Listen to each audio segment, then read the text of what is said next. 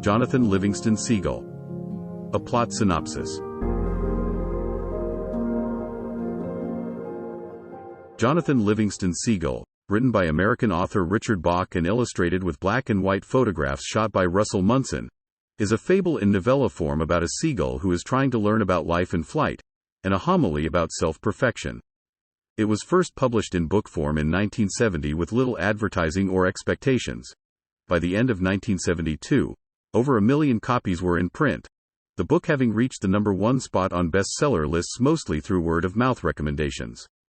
In 2014, the book was reissued as Jonathan Livingston Seagull, the complete edition, which added a 17-page fourth part to the story. Plot. The book tells the story of Jonathan Livingston Seagull, a seagull who is bored with daily squabbles over food. Seized by a passion for flight, he pushes himself and learns everything he can about flying. His increasing unwillingness to conform finally results in his expulsion from the flock. Now an outcast, he continues to learn, becoming increasingly pleased with his abilities while leading a peaceful and happy life. One day Jonathan meets two gulls who take him to a higher plane of existence, in which there is no heaven, but a better world found through perfection of knowledge. There he meets another seagull who loves to fly. He discovers that his sheer tenacity and desire to learn have made him pretty well a 1 in a million bird. In this new place, Jonathan befriends the wisest gull, Chang, who takes him beyond his previous self-education, and teaches him how to move instantaneously to anywhere else in the universe. The secret, Chang says, is to begin by knowing that you have already arrived. But unsatisfied with his new life, Jonathan returns to Earth to find others like himself to teach them what he has learned and to spread his love for flight. His mission is successful, and Jonathan gathers around himself a flock of other gulls who have been declared outcasts themselves for not conforming. The first of his students, Fletcher Lynn Seagull, ultimately becomes a teacher in his own right, and Jonathan leaves to teach other flocks. Part 1. Part 1 of the book finds young Jonathan Livingston frustrated with the meaningless materialism, conformity, and limitations of the seagull life. He is seized with a passion for flight of all kinds, and his soul soars as he experiments with exhilarating challenges of daring aerial feats. Eventually, his lack of conformity to the limited seagull life leads him into conflict with his flock, and they turn their backs on him, casting him out of their society and exiling him. Not deterred by this, Jonathan continues his efforts to reach higher and higher flight goals, finding he is often successful. But eventually, he can fly no higher. He is then met by two radiant, loving seagulls who explain to him that he has learned much, and that they are there now to teach him more. Part 2. Jonathan transcends into a society where all the gulls enjoy flying.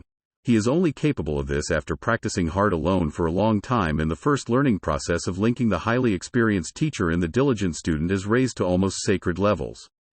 They, regardless of all their immense differences, are sharing something of great importance that can bind them together. You've got to understand that a seagull is an unlimited idea of freedom, an image of the great gull. He realizes that you have to be true to yourself. You have the freedom to be yourself, your true self, here and now, and nothing can stand in your way. Part 3. The last words of Chang, Jonathan's teacher, are, "Keep working on love."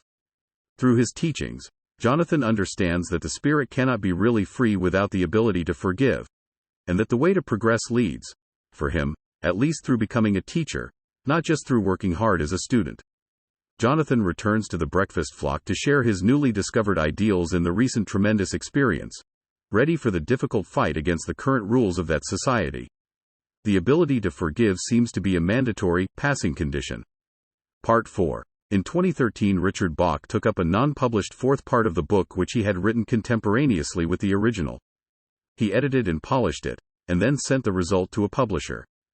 Bach reported that he was inspired to finish the fourth part of the novella by a near-death experience which had occurred in relation to a nearly fatal plane crash in August of 2012. In February of 2014, the 138-page Bach work Illusions 2, The Adventures of a Reluctant Student was published as a booklet by Kindle Direct Publishing. Illusions 2 also contains Illusions 2 and insights regarding the same near-death experience. In October of 2014, Jonathan Livingston Seagull, the complete edition, was published, and this edition includes Part 4 of the story. Part 4 focuses on the period several hundred years after Jonathan and his students have left the flock and their teachings become venerated rather than practiced.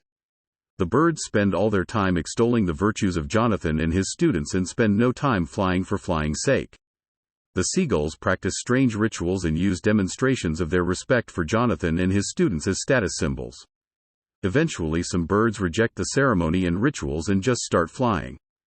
Eventually, one bird named Anthony Gull questions the value of living since life is pointless, and since pointless is by definition meaningless, then the only proper act is to dive into the ocean and drown. Better not to exist at all than to exist like a seaweed. Without meaning or joy, he had to die sooner or later anyway, and he saw no reason to prolong the painful boredom of living. As Anthony makes a dive bomb to the sea, at a speed and from an altitude which would kill him, a white blur flashes alongside him. Anthony catches up to the blur, which turns out to be a seagull, and asks what the bird was doing. "I'm sorry if I startled you," the stranger said in a voice as clear and friendly as the wind. "I had you in sight all the time. Just playing. I wouldn't have hit you." No, that's not it." Anthony was awake and alive for the first time in his life, inspired. "What was that?" "Oh, some fun flying, I guess. A dive and pull up to a slow roll with a rolling loop off the top. Just messing around. If you really want to do it well, it takes a bit of practice. But it's a nice looking thing, don't you think?" It's beautiful, is what it is. But you haven't been around the flock at all. Who are you, anyway?" "You can call me John."